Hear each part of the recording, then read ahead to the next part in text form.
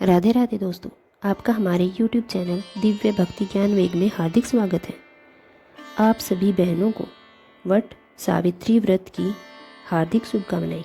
आपका वैवाहिक जीवन बरगद की तरह मधुर और चिरस्थायी हो। आपके पति की दीर्घायु हो। प्रिय बहनों, माताओं, इस बार वट सावित्री व्रत 16 मई दिन शनिवार को रखा जा रहा है।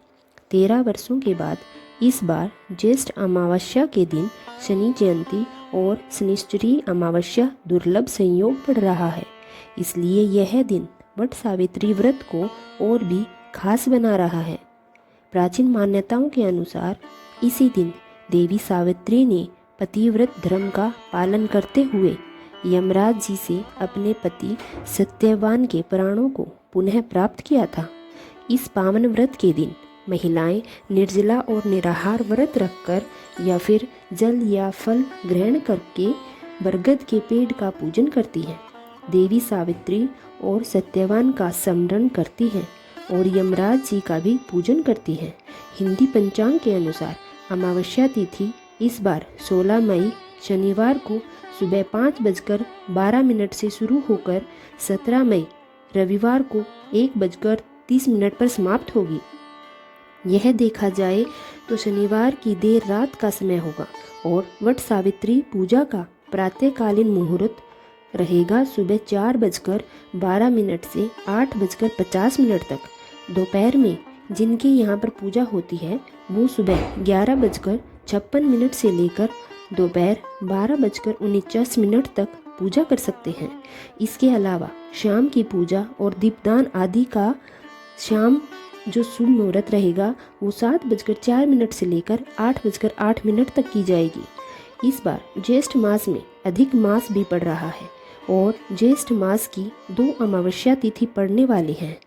ऐसे में एक तो ज्येष्ठ अमावस्या होगी और दूसरी होगी अधिक मास के ज्येष्ठ की अमावस्या। तो आपको केवल ज्येष्ठ मास की अमावस्या के दिन ही वट सावित्री का व्रत रखना है, जो कि इस बार 16 मई दिन शनिवार को है। वट सावित्री को बड़मास या बरगदही अमावस्या के नाम से भी जाना जाता है और इस दिन बरगद की वृक्ष की पूजा करके माताएं बहनें बरगद के वृक्ष में एक दिन पहले भिगोए गए काले चने अर्पित करती हैं। सत्यवान सावित्री की प्रतिमाओं की पूजा करती हैं। 16 श्रृंगार की सामग्री अर्पित करने के बाद बांस के पंखे से हवा करती है। बरगद के वृक्ष को जल से सींचकर 5, 7, 11 या 108 बार परिक्रमा करने के बाद सबसे अंत में आरती की जाती है। कोई भी व्रत बिना मंत्रों के या बिना कथा के अधूरा रहता है। इसलिए कुछ खास मंत्र हैं जो कि आप बरगद के वृक्ष की पूजा करते समय या परिक्रमा करते समय कर सकते हैं। यह मंत्र है अवेद्यम च सौभाग्यम देहत्वम मम सुवते पुत्रान पौत्रा च सौख्याम च ग्रहणायम नमस्तुते। यथा शाखा परशाखा वृद्धो अशीतवम महीतले तथा पुत्रस्य पौत्रस्य संपन्नम करुमा सदा। इसके अलावा आप ओम नमो भगवते वासुदेवाय मंत्र का जाप भी परिक्रमा करते समय कर सकते हैं। इस बार 16 मई शनिवार को ब्रह्म मुहूर्त सुबह 4:12 से 5 बजे तक रहेगा। सूर्योदय होगा सुबह 5:49 पर और सूर्यास्त होगा शाम 6:57 पर। राहुकाल सुबह 9 बजे से लेकर 10:30 तक रहेगा। कोशिश करें कि राहुकाल लगने से पहले या फिर राहुकाल की समाप्ति के बाद ही आप पूजा करें।